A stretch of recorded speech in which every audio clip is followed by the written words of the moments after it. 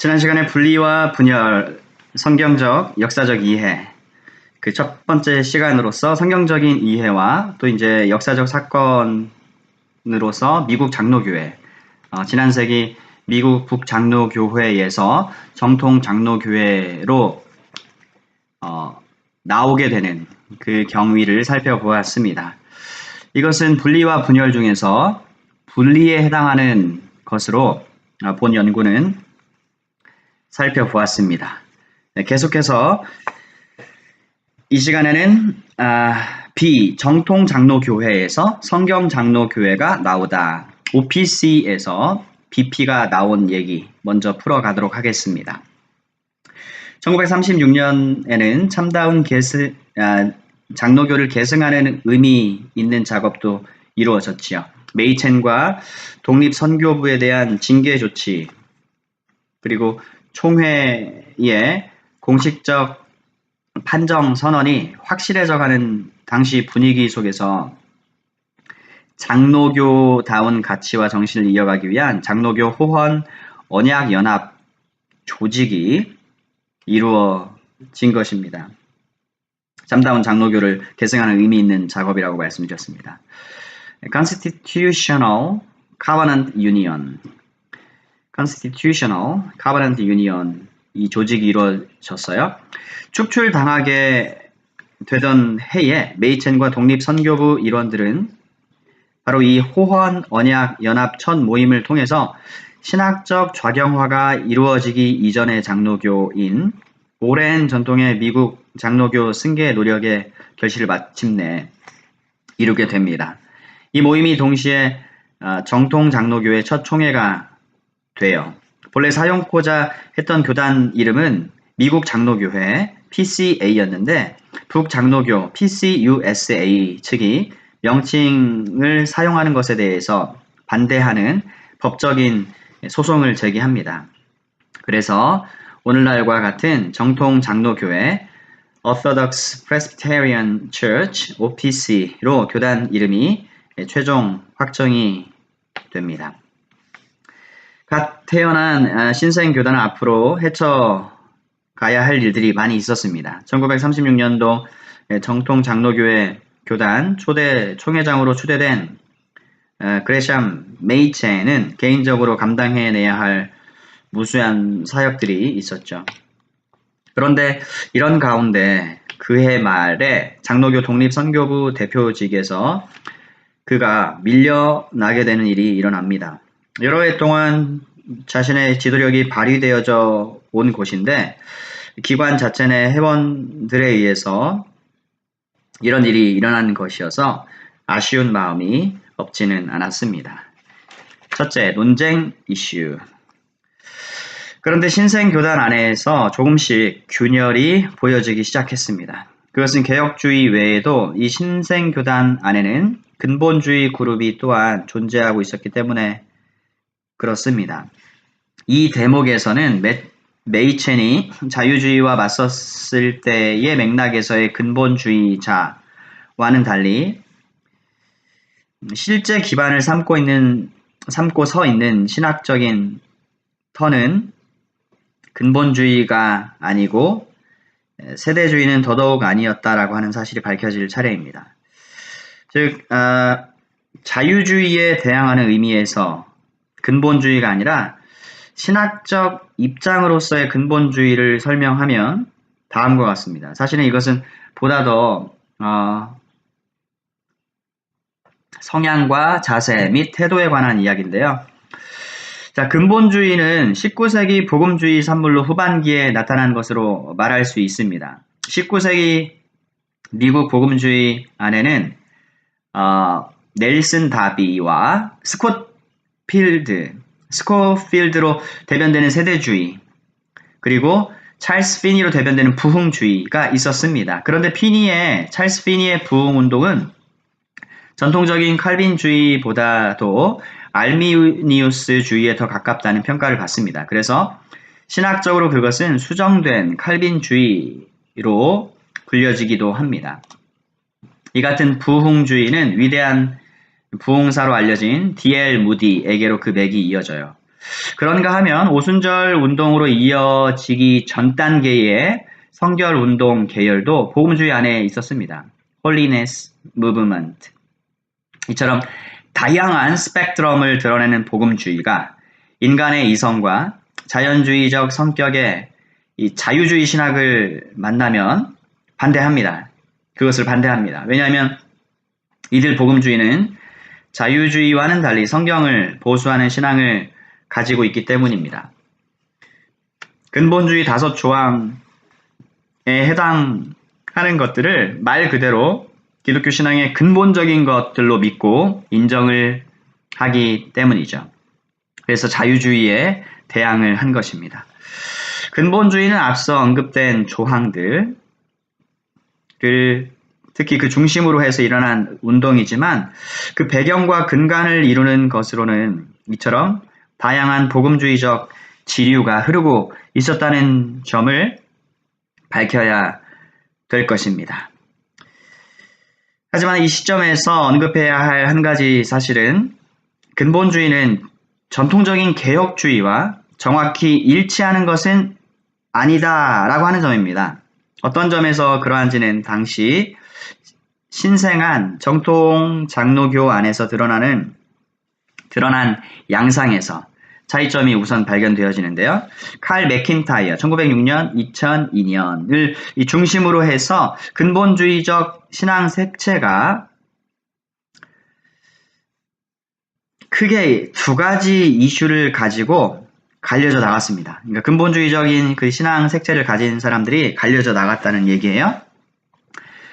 그것은 음주에 대한 금지, 천년왕국설 입장 차이였습니다. 가령 메이첸이나 웨스트민스터 신학 교수들은 음주 금지법에 대한 강령을 만드는 일에 반응을 보이지 않았습니다. 리처드 갬블은 개혁주의와 복음주의 사이 존재하는 공통점과 차이점을 논했습니다.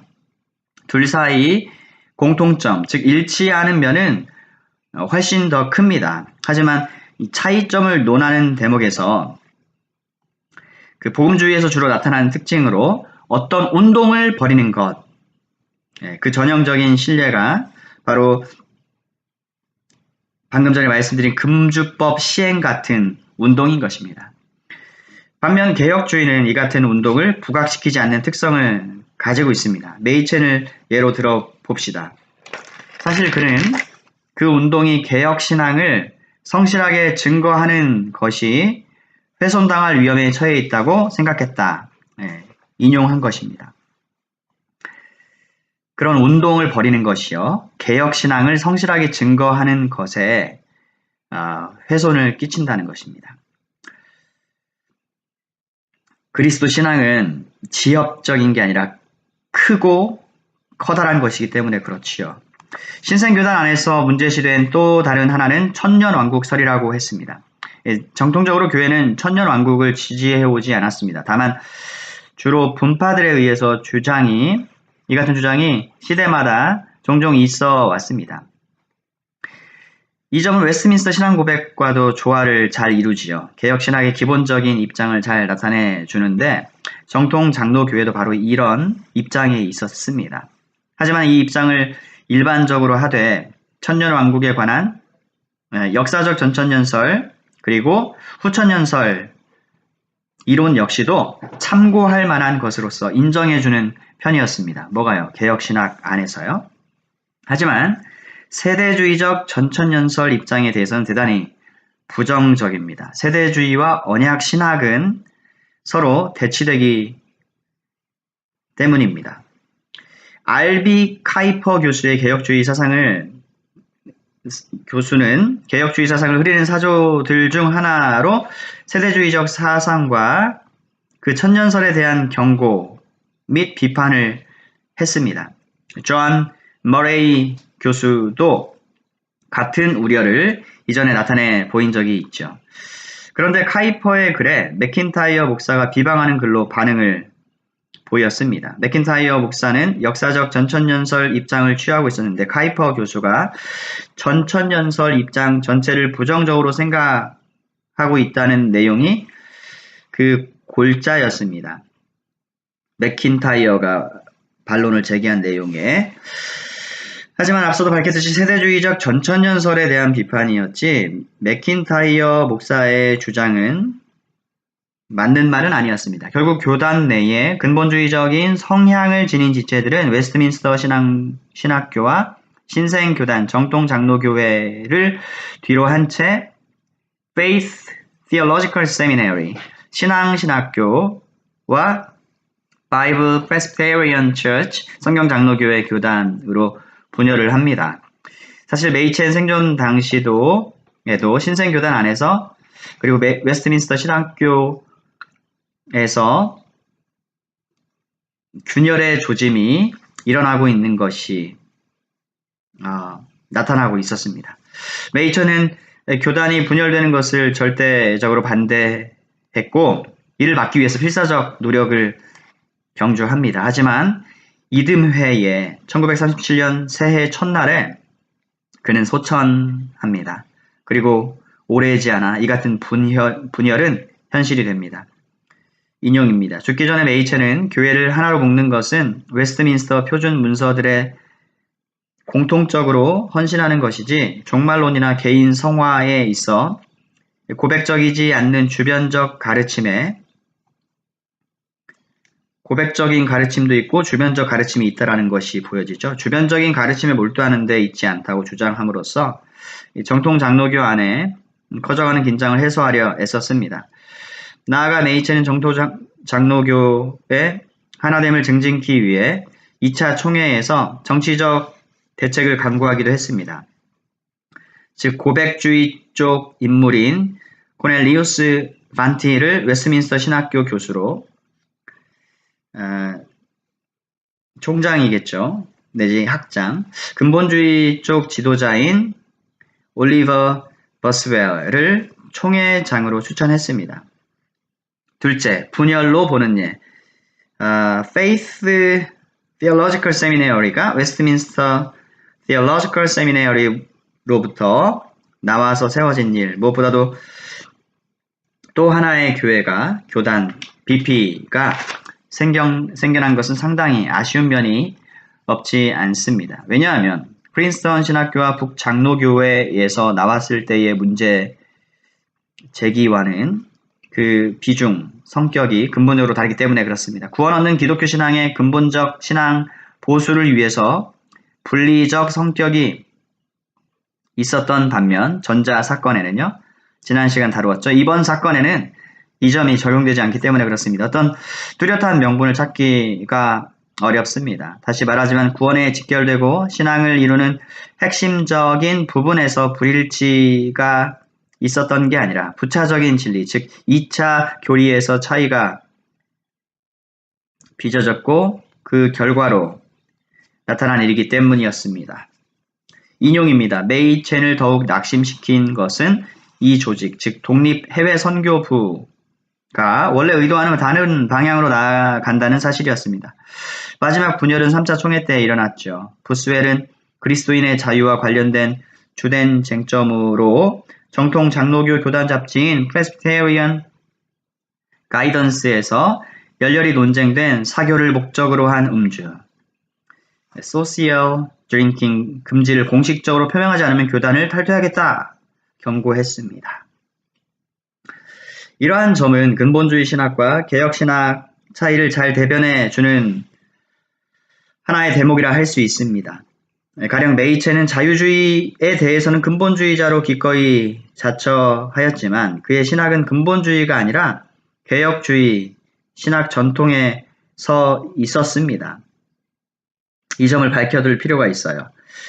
이 같은 성격의 문제들은 복음주의적 풍토 안에 존재해 왔던 내용들이었습니다. 하지만 자유주의 신학이라고 하는 보다 커다란 공동의 적이 있었기 때문에 논쟁의 주된 요소를 차지하지는 않았죠. 하지만 자유주의적인 요소를 배제하고 새롭게 창설된 장로교단 내에서는 이 문제가 다시 수면 위로 올라온 것입니다. 메이첸은 이 문제에 대해서 개혁신학을 대변하는 그의 입장을 이미 오래전에 밝힌 바가 있지요. 인용입니다. 대부분의 교회들은 금주를 지지하였으나 메이첸과 그의 동료들은 금주를 선언할 수 있는 권한이 총회에 있는지 하였다. 성경에서 음주를 엄히 금했지만 허용하기도 했기 때문이다. 메이체는 성경이 분명한 입장을 보이지 않는 음주에 대해 교회 회의가 결정을 하는 것은 개혁주의 신학 전통에 어긋나는 것이라고 보았다.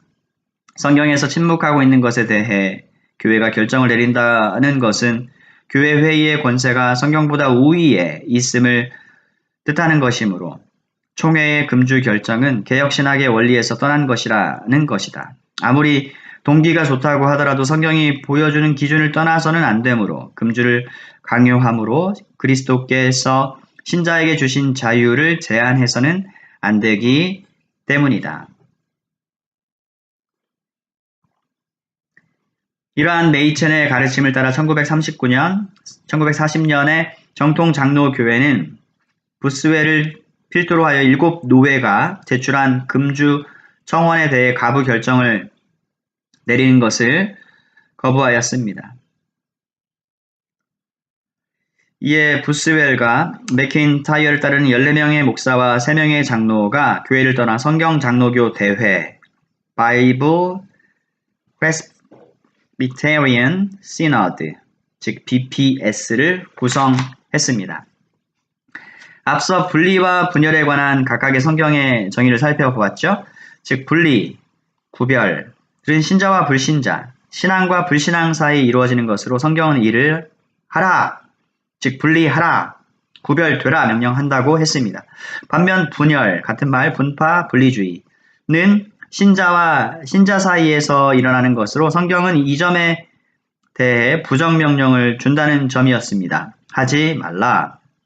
분열하지 말라. 페이스 신학교 설립은 미국 장로교회 Presbyterian Church of America 내에 분파주의적 균열을 선도하였다. 인용입니다. 맥킨타이어와 알렌 맥크레 목사를 주축으로 이루어진 이 일은 누가 보아도 신자들 사이에서 일어난 균열로 분파, 분리주의에 해당하는 행동으로 보여집니다. PC USA에서 투쟁하였던 주제는 기독교 신앙이 아닌 다른 것과 대항한 것이었다면, 그래서 기독교 신앙 그리고 자유주의라는 책을 메이첸이 썼다고 지난 시간에 말씀드렸습니다. OPC에 대한 비피적 투쟁은 기독교 신앙이 아닌 것에 대한 것이 아니었습니다. 둘 다 신자 사이 일어난 일이라는 말씀입니다. 논자를 비롯해서 역사에 이 대목을 함께 접하는 모든 그리스도 신자들은 OPC, 정통 장로교회를 비신앙 집단으로 보지 않습니다. 뿐만 아니라 BP 역시도 같은 그리스도 몸의 지체로 봅니다. 즉, 이 사건은 신자들 사이에서 일어난 일입니다. 그래서 본 연구는 OPC에서 BP가 분리되어져 나온 사건을 분파 내지 분리주의적 성격으로 보고 성경적 정의를 따라서 분열 내지 분파에 대한 한 신뢰라고 분류를 하는 것입니다. C. BP가 PCA와 합해지다. 성경 장로교회가 미국 장로교회와 합해지다.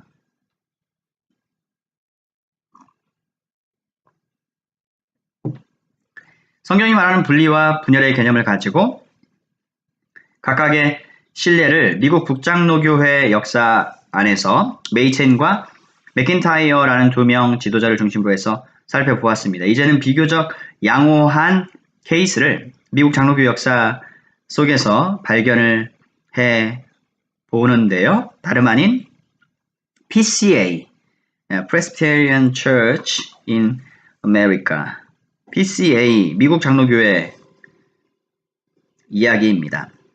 1. 남장로교회,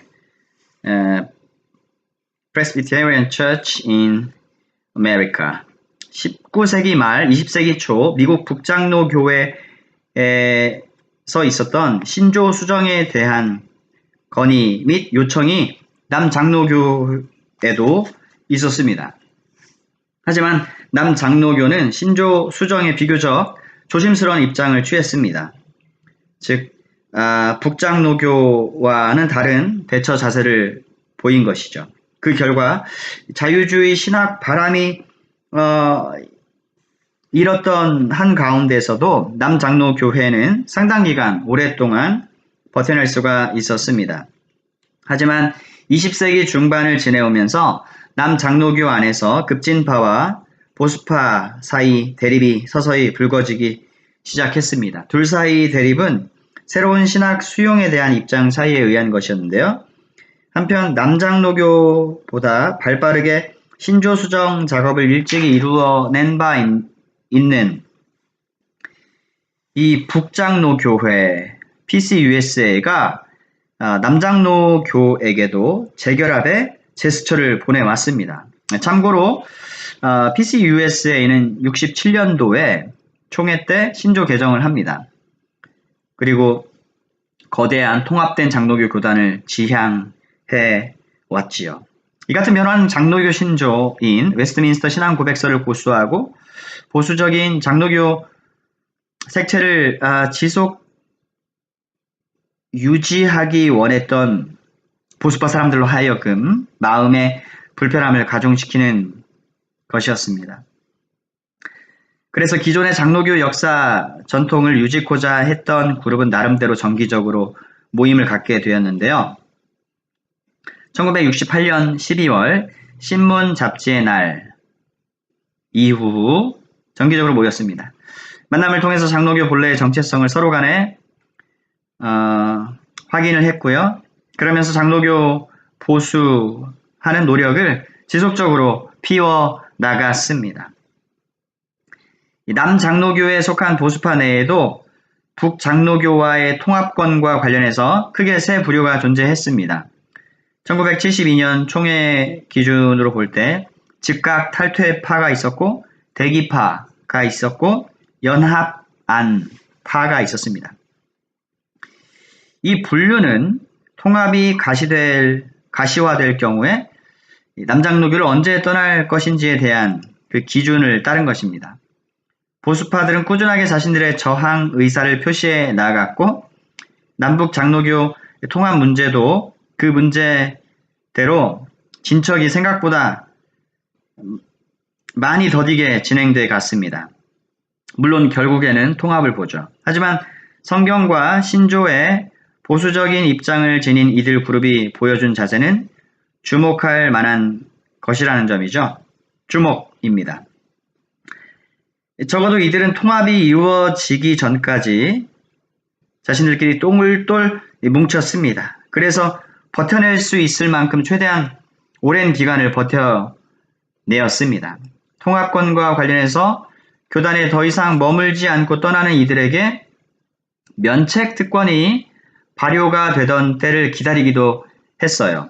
1973년에 이르자 면책 조항은 고사하고 수년 동안 연합안도 없을 것이 자명해졌습니다.